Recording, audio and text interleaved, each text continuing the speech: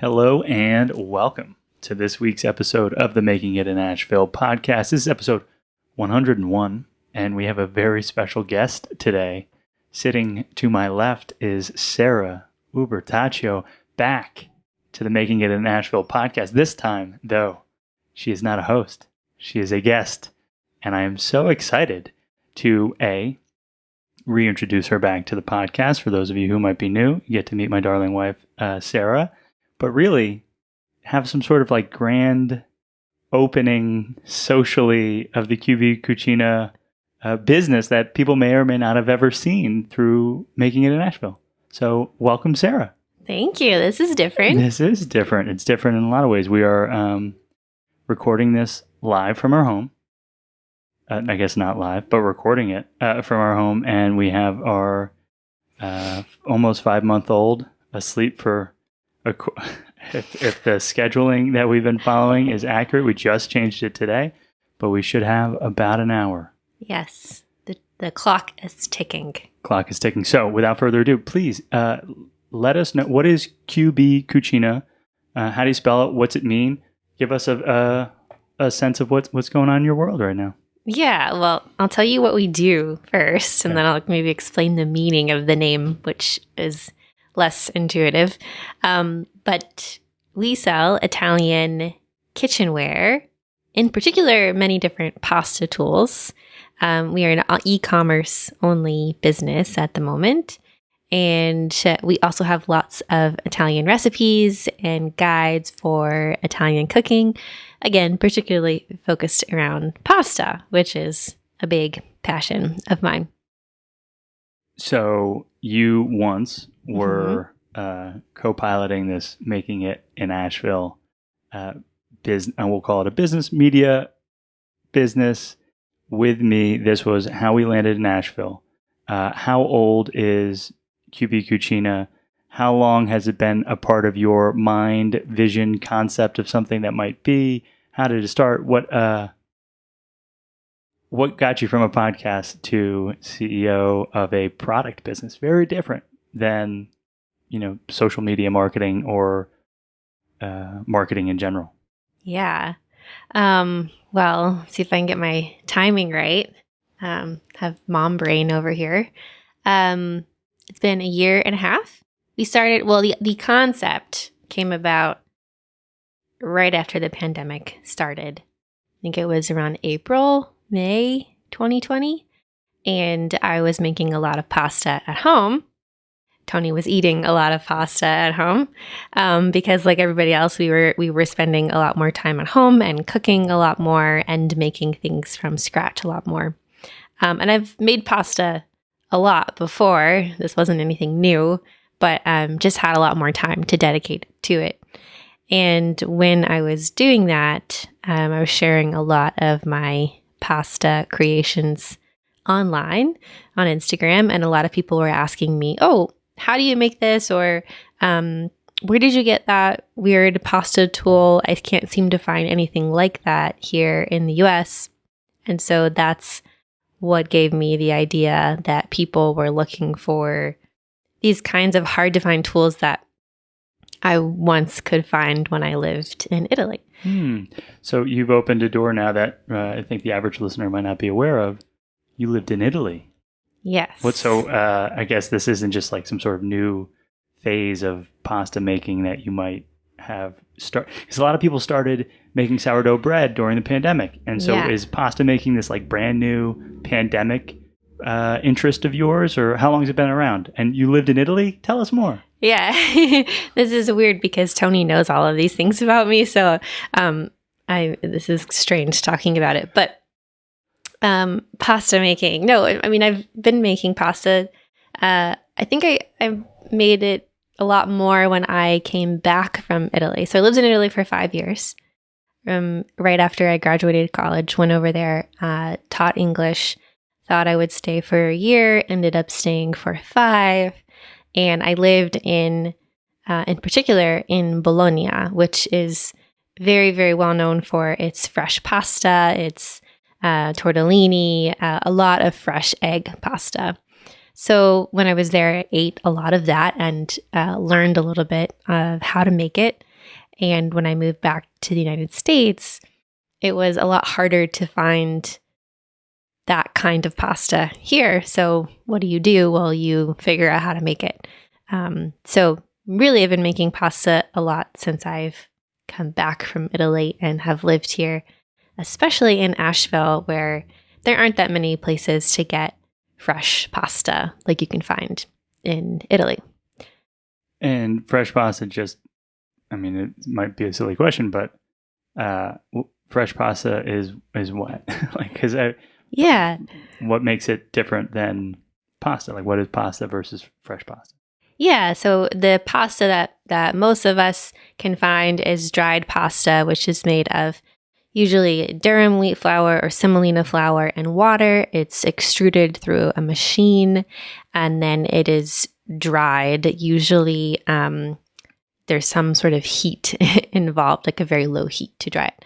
Fresh pasta is, can take two forms, mainly. Can have either eggs and flour, soft wheat flour, which Italians typically use 00 flour. I don't want to get too technical, but it's a very soft, finely milled flour, not too different from an all-purpose flour. So eggs and soft flour is one type of pasta, and that's kind of like your tagliatelle or any kind of stuffed like ravioli. That's very delicate, very, very soft. Then you have semolina and water pasta, and that's typical more of the South. So same ingredients as your dried pasta, but made fresh, so you don't dry it afterwards. There's no heat involved to make it. Those are the two types. Got it. And I imagine that shows, you can just taste the difference. And that's my imagination. It's also reality. Yeah. I can taste the difference now. Dried pasta has a lot more of an al dente bite to it, and it takes at least 10, maybe 10 minutes to cook. Kind of depends on the shape that you're making. And you can, store it in your pantry. Fresh pasta is going to be a lot softer to it. It still have a little bit of a bite to it, but it's different and takes minutes to cook from its fresh state. So different. Got it. Yeah. And so, but it's not like you're selling pasta. It's not like you're freezing and shipping pasta today. So what kind of things are you selling? How did you go from loving pasta to selling physical pasta tools? And I'm going to feign a lack of understanding, but it's helpful because I think a lot of people have interests and curiosities and excitements and passions. It's one thing to have a hobby. It's another thing to turn a hobby into a business. And I'm not saying everyone should, and I don't think it's necessarily for everyone too. But you, I think, wanted to and decided to. And what were your first steps, and why physical products? A lot of questions, Tony. Okay, you're going to have to help me remember all this. Now I understand how a guest might feel on a podcast. Overwhelmed. So, yeah. So what was the first part of your question? It was related to... It was you're not selling actual pasta. Right. Okay. So as you know, we had thought about this. I had thought about it for sure. And it's still something on my brain in some sense. But I've spent time making pasta in a restaurant, doing a sort of an apprenticeship in New York. And it was very valuable. I learned a lot. I learned how to scale up my pasta making. But it's a lot of work. And I very much appreciate those who spend hours in a kitchen making pastries, making bread, making pasta. Anyways, I learned that I did not want to do that after going through that experience, that I really loved making pasta at home for friends and for family and for fun, but I did not like doing it for the masses. So that was out of the question. And the tool aspect was really interesting to me because it was something that I myself wanted to find and had a hard time finding here. So an example, I remember people used to ask me, about this pasta wheel that has like 4 or 5 stainless steel wheels on it, and it's like a rolling pin, but it has sort of like pizza blade wheels on it, and you use it to cut out squares of pasta. It's called a pasta bike, and it's really helpful when you're making a lot of tortellini or a lot of you need to make a lot of squares very, very quickly, and you want to get them evenly. So that's just one example of something that can be a little bit hard to find here. And then there's the aesthetic component as well. It's like sometimes you can find the pasta tools, but they're really not that beautiful looking. And I like to have beautiful things in my kitchen and things that remind me of Italy that are made in Italy. So that is why I did not go with actually selling pasta, but the pasta tools. Got it. And so, I mean, that makes perfect sense. What I'll try and underline here is it was before we got to Asheville, but you ran a test. You like tested this assumption, like, oh, I like making pasta. How can I get experience in making more pasta? And you realize that wasn't exciting or as fulfilling as maybe content and storytelling and community building. Yeah. I get to focus a lot more on the marketing aspect of it over the production aspect of it, which is really my passion and strong suit. It's almost like I enjoy more the thought process that goes into creating a recipe and telling the story behind it than actually making the dish sometimes.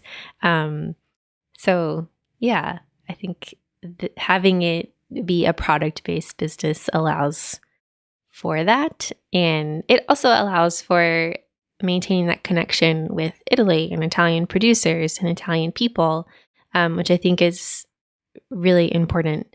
Versus if we were making pasta here, I mean, we would be just using ingredients here and in touch with producers here.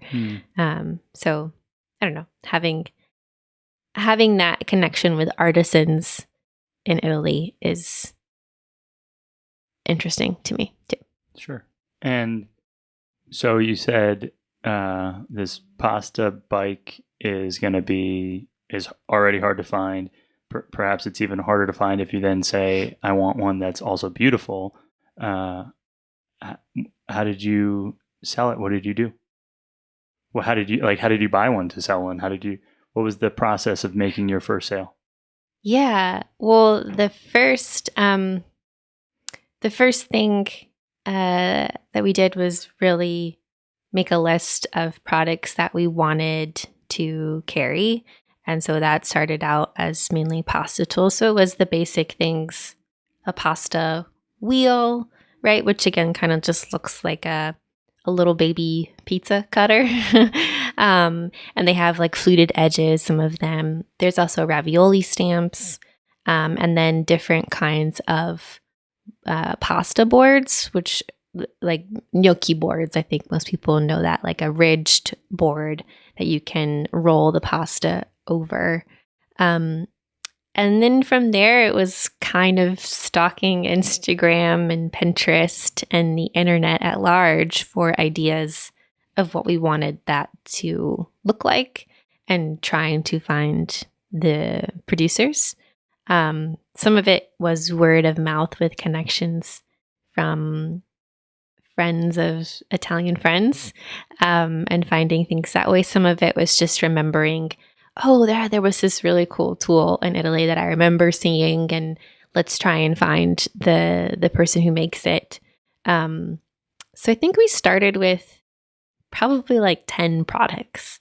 It was mostly pasta tools. I think we had a few of these rust-dyed linens as well. And we just started with those. It was very much a soft kind of launch. When was this? I think the only date I remember you saying was April so far. Yeah. So the idea came about in April of 2020, and then we launched in September of 2020. The only real audience that I'd say we had was carried over from my old Instagram/blog Italy food project. So there were some people that I think followed me there, and I had shared it on my personal page again, and they had seen it. And we made, I think, 2 sales in the first day or weekend after launching, and it was so exciting and thrilling to Does that include my mother, who I'm sure was probably one of those first probably yeah. but I actually remembered the first 2 people. Okay. Your mom was definitely one of the first. She's an early adopter. It's still never used any of this. Still never used, but the first people were people that we didn't know, which I remember being so excited by that. Because I truly thought it would be like friends and family, like pity purchases. But it were people that didn't know, and they truly, I guess, wanted our product. So that was cool. That was exciting. And that sounds like that's like a huge moment, huge milestone moment of selling a thing. Feels like there's a lot of learning that would have to show up in the time between idea to shipping the first packaged product. Mm-hmm. And so what were some of the things that you remember early days that were like, how are we going to do that? Period. What were some of those things that early days were like most confusing? Well, I have to shout out to Gilly Roberts, episode 4 of the Making It in Asheville podcast. She's the owner and founder of Where, which is a sustainable product. I believe episode 3 of the Making It in Asheville podcast. Episode 4. Yeah. Okay. Yeah. I have it in my brain. Because she helped me massively. I remember talking to her just about like all kinds of, questions about e-commerce and selling imported products online. So she helped me a bunch. I don't remember all of the things, but I'm sure it was like, how do we, what shipping platform do we use? And packaging, what do you recommend for packaging? And what are the components of packaging that we need to have in place? Things like even like sales tax questions, like do we need to charge sales tax and how do you implement it and things like that. I remember there was a lot of figuring out the website, which we mostly did by ourselves, just using a theme and then editing a little bit. I think Garnet Fisher from, I don't remember what episode, but a friend of ours, she helped us just tweak some of the design aspects a little bit. And then we sort of just got it up and running. But I feel like there were so many things that I can't remember all of the hurdles and obstacles that we went through, but I don't know, kind of figured it out thanks to friends who helped along the way. Yeah. Nettie Fisher, episode 38. If you heard typing, that was me getting the number. Yeah. And I remember those moments. I remember thinking of like, Fractal, the idea that each new edge has edges in it that are all new learnings. And I remember thinking back to, shipping's going to be a new thing to figure out. Oh, yeah, products. So sales tax can be a new thing to figure out. What platform is going to be the right platform? And so other business owners, I like to subscribe personally to a move fast, figure it out with revenue, figure it out with like profit, right? Work on the details after the biggest question of are there customers is solved. And that's not necessarily how you show up. And I love that about us.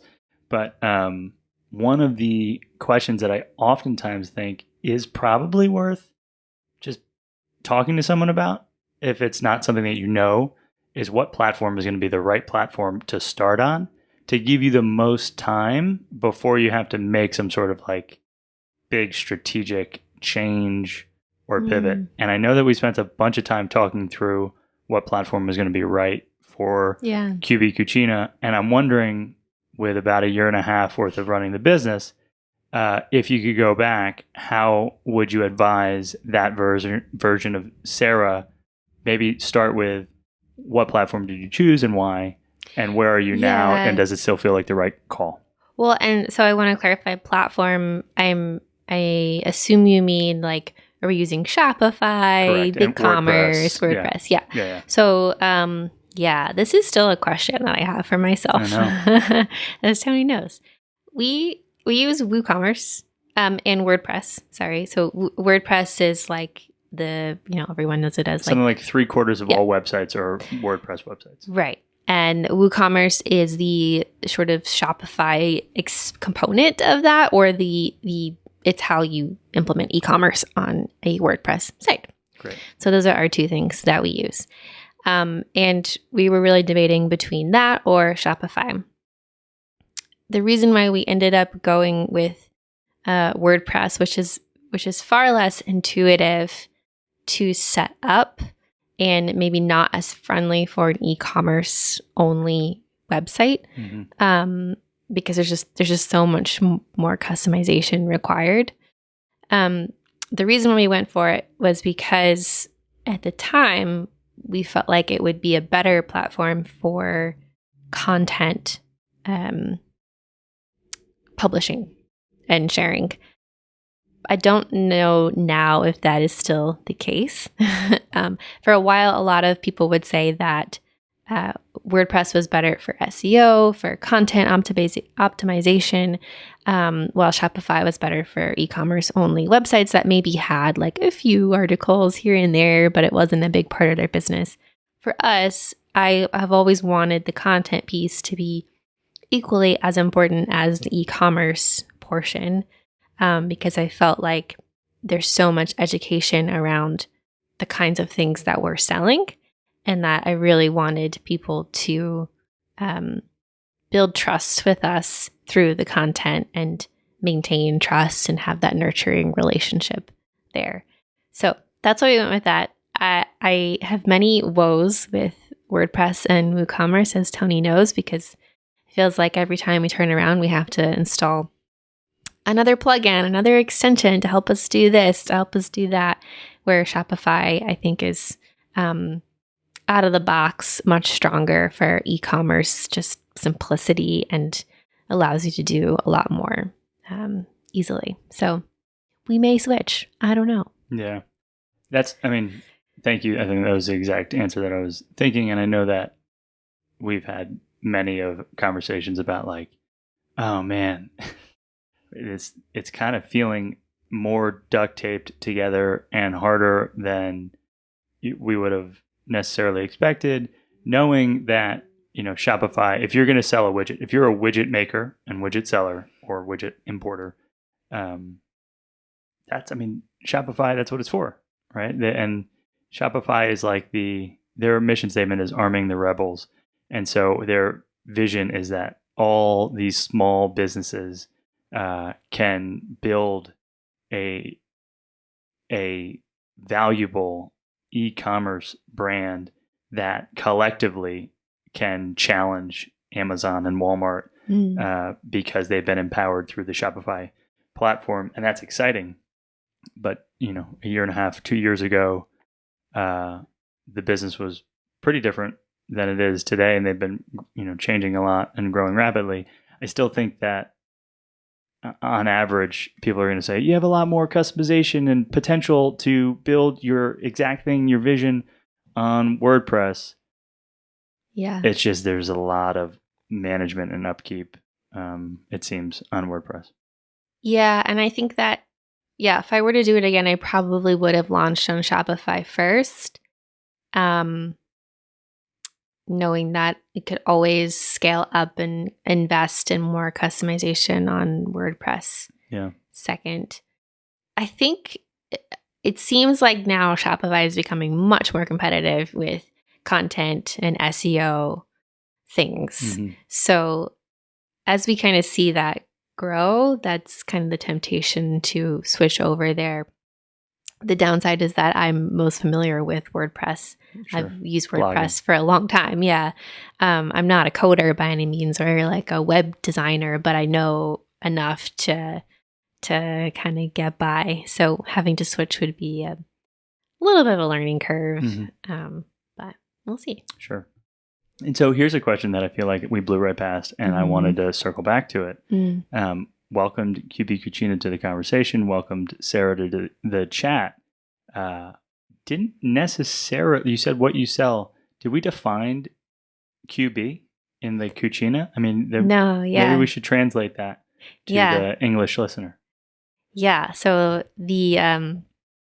that's one of the first questions typically get is like, how do you pronounce your company? How do you say it? So it's QB Cucina, which is the Italian pronunciation. QB is an acronym that stands for Quanto Basta. Quanto Basta means as much as you need. And you will typically see the acronym QB in an Italian recipe listed after an ingredient to indicate to your taste. So, salt, comma, QB. It's just shorthand for seasoned to your taste. So I liked that component because it's kind of a subtle nod to Italian cooking and Italian recipes. And I really liked that there's, to me, another meaning behind it, which is, that you can really make Italian cooking your own. So while I love and respect the traditional Italian recipes, and I hope that Italians are not raising their arms at me right now, I love even more sort of the modern takes and the creative innovations that people are having with Italian cooking, particularly in the pasta world. So that's that. Cucina means a couple different things. It can mean kitchen, it can mean cooking, or cuisine. So all food related things there. So yeah, we just sort of combined those two words together. I felt like cucina was something that a lot of Americans might be familiar with, like right? Restaurant names. Yeah, like in Spanish, it's cocina. So there's some crossover there. And I think people just may have heard that before, like seen it, like you said, in a restaurant name. So there was an anchor there. Whereas QB is a lot more ambiguous. Yeah. Yeah. People are expecting mysterious. but Tom Brady's kitchen, and a bunch of other quarterbacks, and I've loved it, and I've loved how To Taste is this sort of this like invitation to bring Italy into your world for as much or as little as you like. If it's just this one little tool, or if you're gonna build out an entire house that feels like a villa. Hey, live your life. You're gonna paint some frescoes on your wall like a quirky Italian restaurant in the middle of nowhere. Live your life, but we're gonna supply that. Yeah, and the tools as well. The things that we sell, we always strive to have something that's somewhat rooted in tradition, and some of the things that are very traditional, very what they were many years ago. The pétine board. Yeah, the pasta comb, which looks like this old weaving loom, and it's used to make like very specific types of pasta. That's very, very traditional. But we also want to have things that feel somewhat modern, and not like, we don't want people to have like a total granny kitchen, a nonna kitchen, I say. Like, I want the things that I would want, which are like slightly more modern, like a touch of rusticity, but are kind of more up to date with what's happening here. Yeah. Beautiful and heirloom potentially. Yeah. Maybe we talk about the evolution of some of the product offerings, some lessons that you might have had in attempting to sell things or attempting to buy or import, how the pandemic has maybe affected that as well. Yeah, I feel like we're still trying to crack the code on this. how we decide what products to carry, I mean, like I said, we started out a lot with pasta tools, and we've been trying to expand the pasta tool collection since then, since we know that that's really the bread and butter and the core of our business, and the things that we sell the most of. We've also tried to expand more into general kitchenware items and more giftable items related to pasta or Italian food. So some examples are, we have these enamel bowls. It's like a low style bowl, which is really good for serving pasta in. It has a very wide rim and pretty shallow, but like deep enough to hold like a minestrone if you wanted to.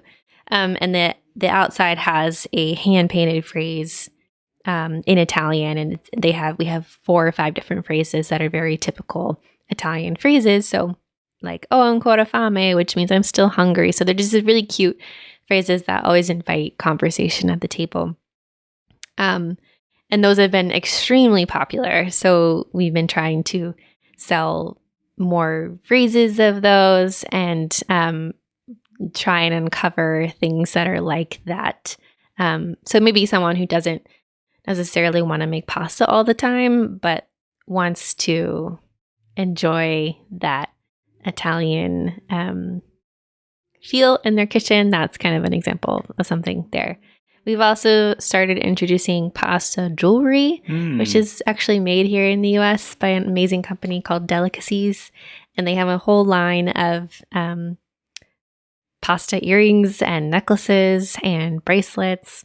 So that's kind of been a new thing that we've been testing out. Artwork, what else? Linens, books, cookbooks. One of my favorite things that we carry, even though we don't sell a ton of them, and it's not a great product margin, because It's got to be super competitive too. It's super competitive. Amazon sells books. You can buy books at your local bookstore. There's so many other places to buy books. So we try to be very, very selective about the books that we do offer. I think we only have 5 or 6 cookbooks right now, all Italian food related, and all books that, at least to me, are aesthetically very beautiful, and also very well written. And we try to stay on top of like the new books that are coming out as well, so that we're giving people an opportunity to get something new for themselves. But I love carrying cookbooks because I love cookbooks, and I think it's a wonderful gift pairing with some of the other items that we have in our shop. And it's really fun to also promote the authors and communicate with them and tell their story. So yeah, I've really enjoyed that aspect of the business. And as you attempt to grow the business, what is marketing? How has marketing evolved? What does it look like today? Are you seeing particular types of success in one way or another? Like what are you leaning into after about a year and a half? Yeah, well, in the very beginning, we're very much bootstrapping it. We still are very much bootstrapping it. So we relied a lot on just organic marketing, Instagram, just like Instagram posting, running giveaways with similar brands, things that didn't cost us a whole lot up front to do, but would get the word out there. We found a lot of success with influencer marketing and sharing product with people that are in the Italian food and pasta space on Instagram. So I would say that's been our number one growth tactic so far. We tried doing digital ads, some Facebook, Instagram, and Google shopping ads. With some success, it definitely helped us get our Facebook likes up a little bit, so that we have a bit more of an authority on that platform. Get our audience growth up a little bit, get a few new customers, but it was not as successful converting wise as we were hoping. How do you define success in that space? Yeah, I mean, we looked a lot at our ROI, how much money we were putting in and how much money we were making, and it's pretty much 1-to-1, which is still pretty good. I mean, some months were better than others, and some ads were better than others, but not incredible. Still good to acquire new customers, perhaps. But to be honest, it's something that I don't know if we did as effectively as we could have done. And it could be worth exploring again. It's just that we found that with our money that we do have, we prefer it's more effective to, pay an influencer to create a recipe for us and create content for us and share our product. We get a lot more value out of that. And the other thing I should add is just content marketing and blog posts about very, very niche and specific topics.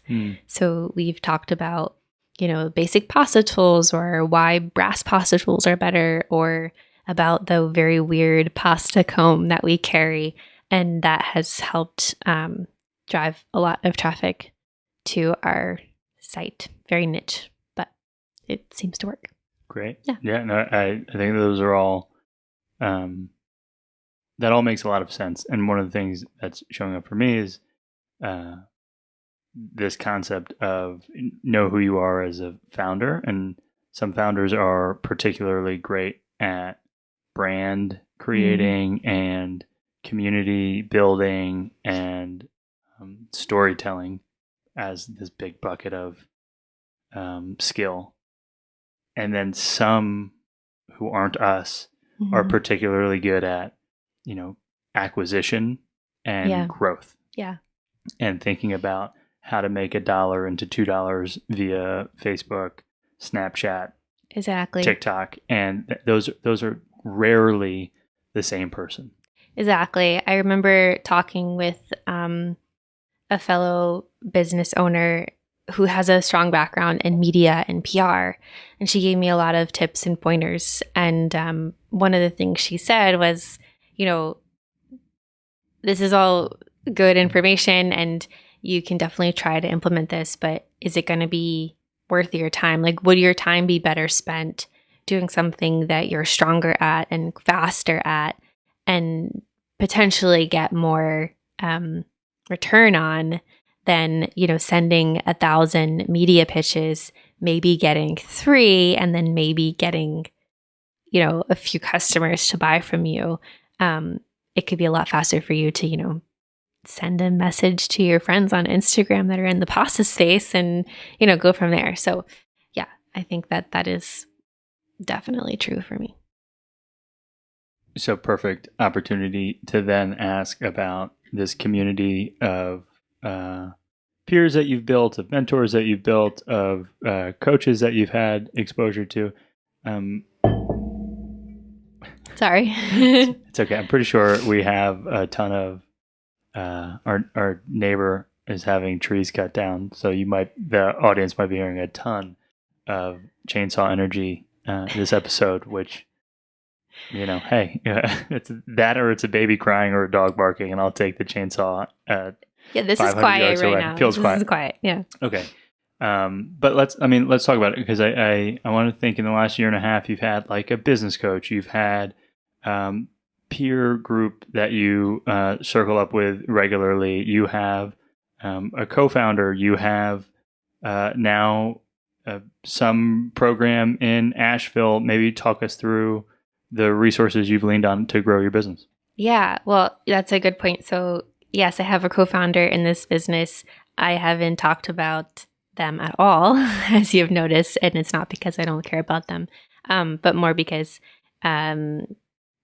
there's some privacy things that we need to sort of keep private. So and that's you've that. used So this I'm not like alone. global we throughout the episode, and I meant to call it out at a certain point, but I wanted to leave it. And then, but it is we. It's not just Sarah being speaking. In the third person. No. I am not in this alone. Thank God. And the person I'm working with is amazing and does so much for a company. And I wish that I could shout them out, but alas.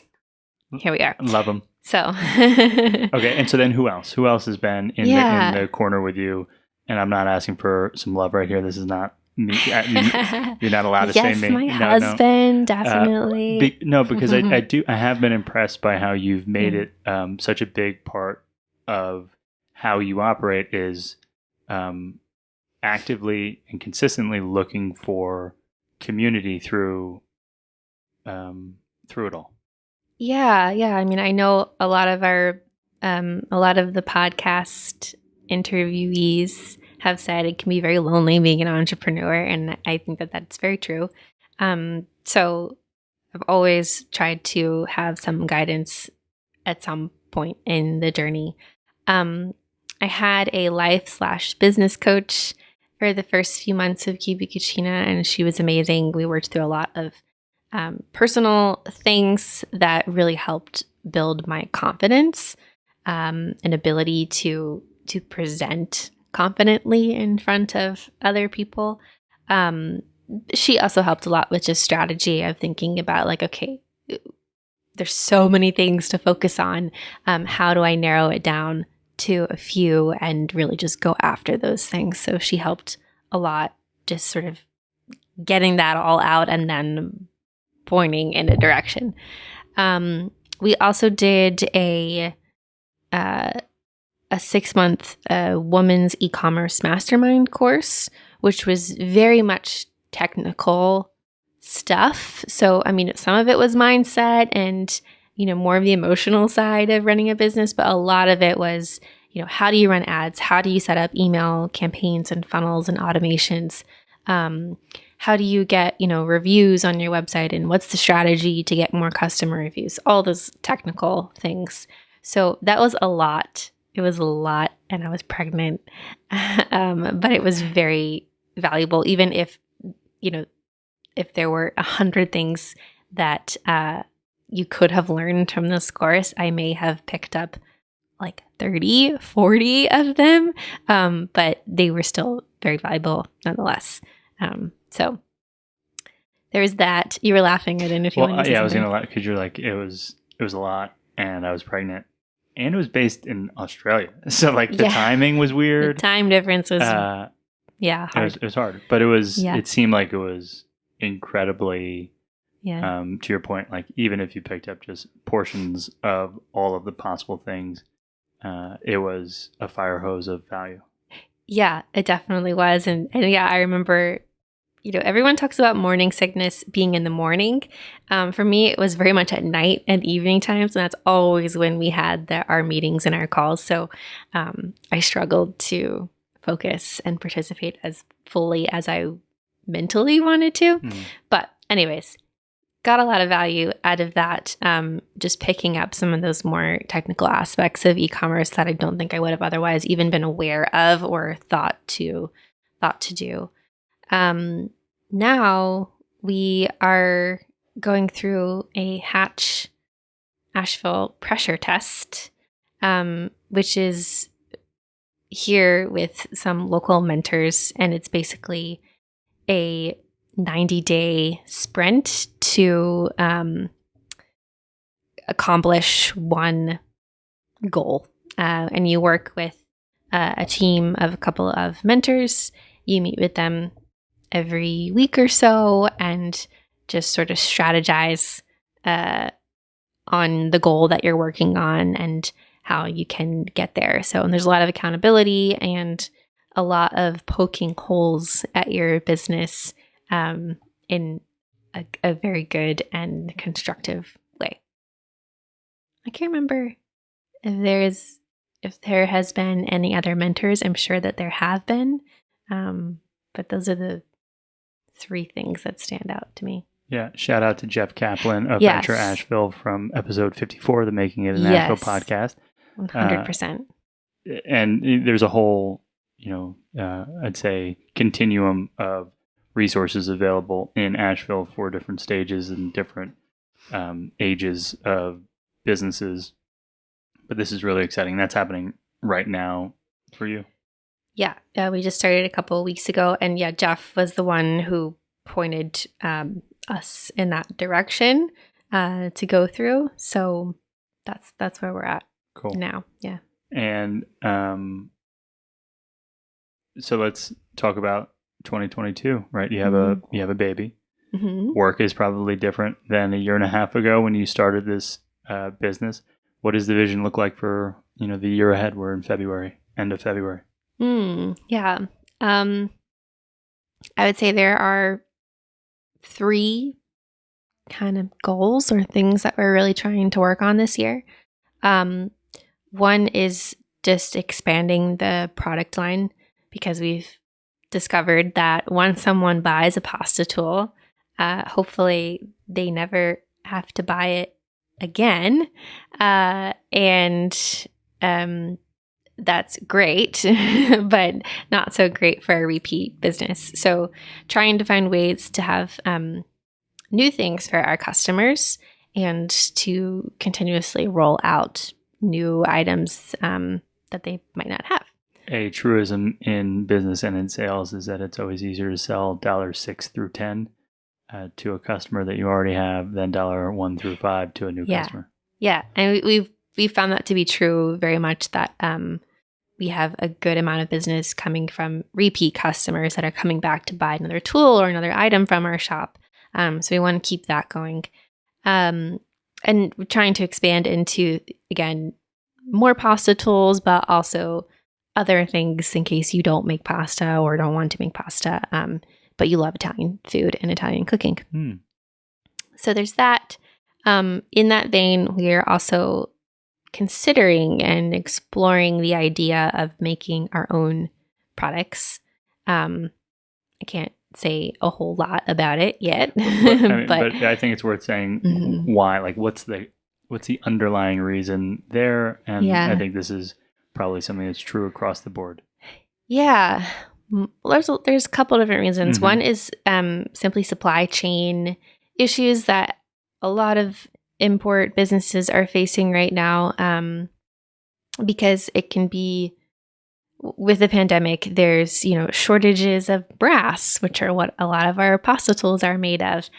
Shipping times are taking a lot longer than they should, or what's normal, right? Shipping costs are a lot higher. So shipping something all the way from Italy and then shipping it out to the customer again is can be very expensive.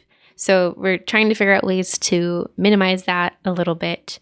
So there's that. There's, also the product margin question, right? So we're buying goods from manufacturers and producers in Italy, and there certainly is an X factor with that, right? You can only get this in Italy. It's made in Italy, and that's something that we still want to continue to do. But to increase our product margin, it would behoove us to consider making products here in the US. And it's also a sustainability thing too, right? Like, if we can reduce the emissions and everything that we're using, that I think is a benefit to us and to our customer as well. And we can customize the product. We can make something perhaps that is better and has never been made before.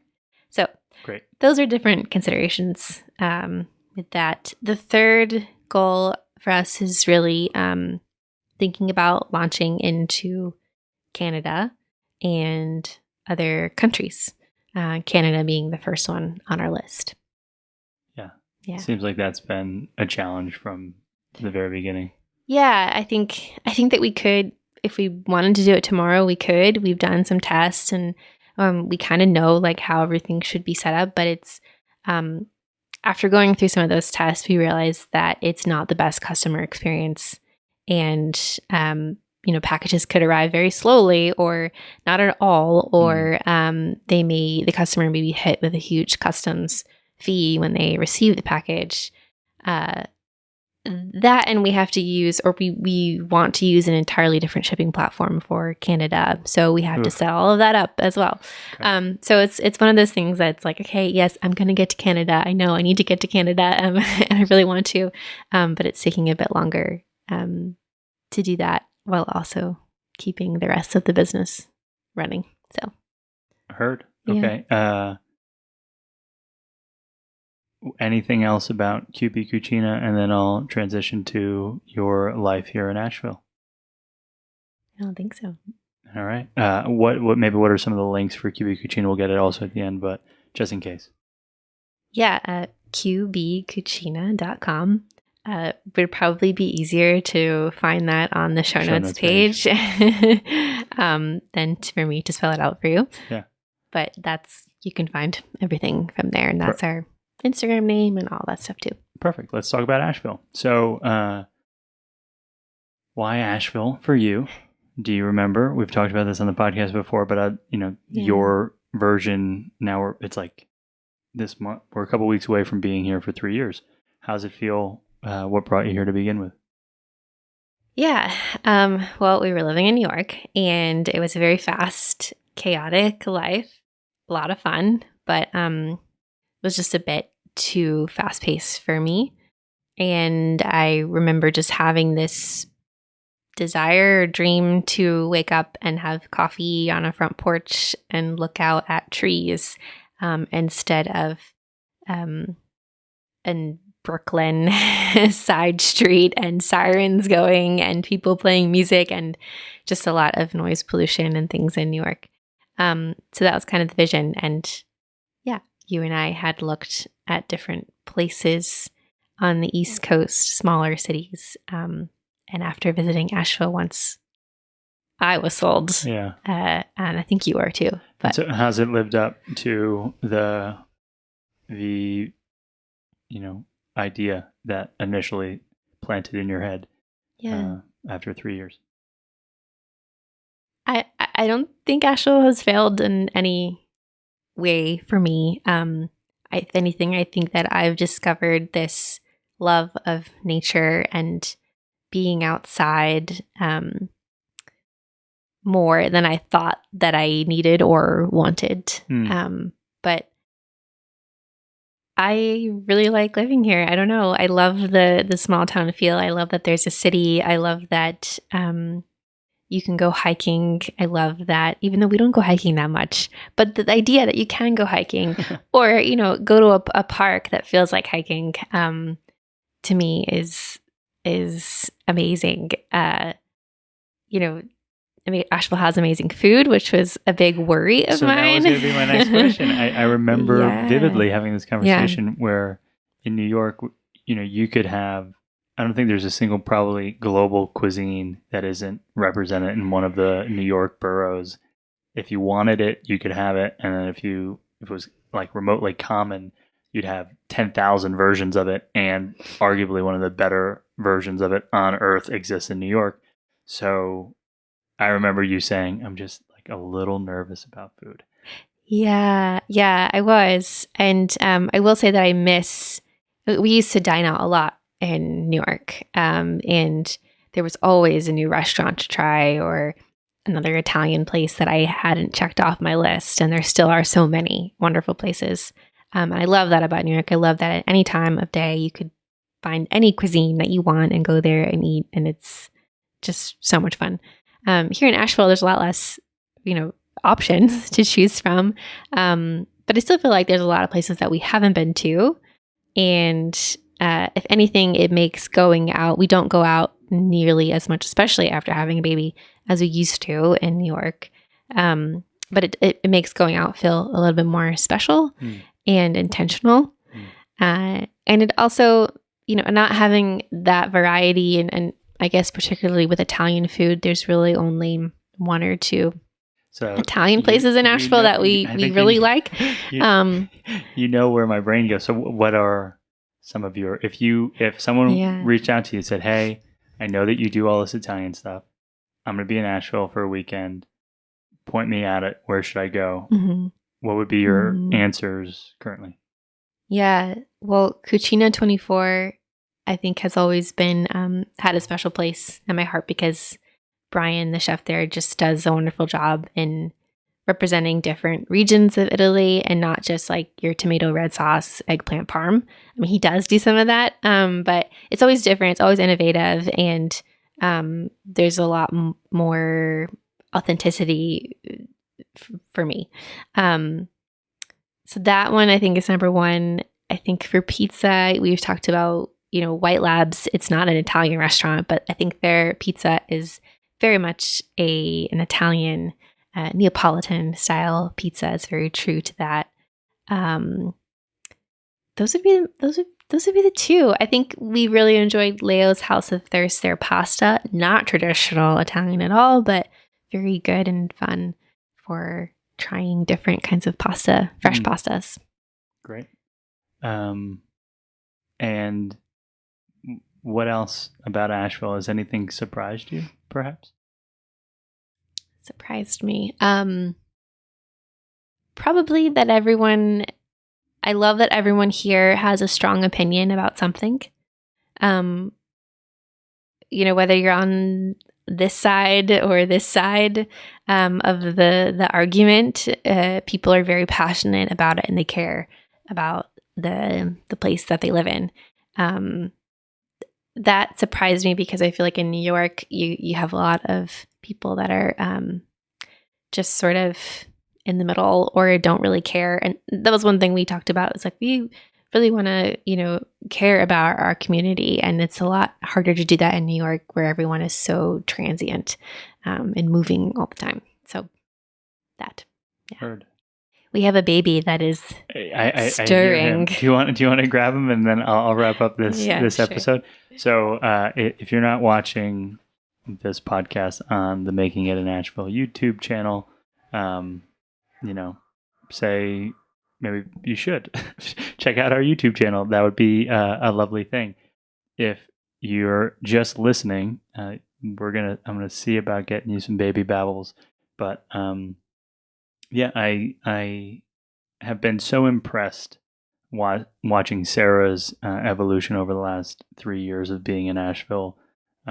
First in this podcast, then in our marketing business, and now in QB Cucina. And as a mother, hey Nico. And so it has really been this gift to see you evolve. Sarah was just singing your praises while you left. To see you evolve and see you change and grow and manage all of these new responsibilities with such poise. And so thank you for being our first guest in the second 100 episodes. And thank you, Nico, for being our first episode bomb, I guess. Let's not burp or fart or do anything crazy yet, but say hello. See, one day you'll be on the podcast too. Yeah, coming up on 5 months. So that's it. Thank you for joining us in episode 101 of the Making It in Asheville podcast. Notes from this episode will be available on the episode show notes page, but you can visit makingitinasheville.com. You'll probably see Sarah's smiling face as a link to episode 101. You can go to makingitinasheville.com/101 to jump directly to the page. But thank you for listening. Thank you for making it to the cheap seats of this episode, and we'll see you next week and hopefully in person soon here in Asheville. But until then, be well, take care of each other.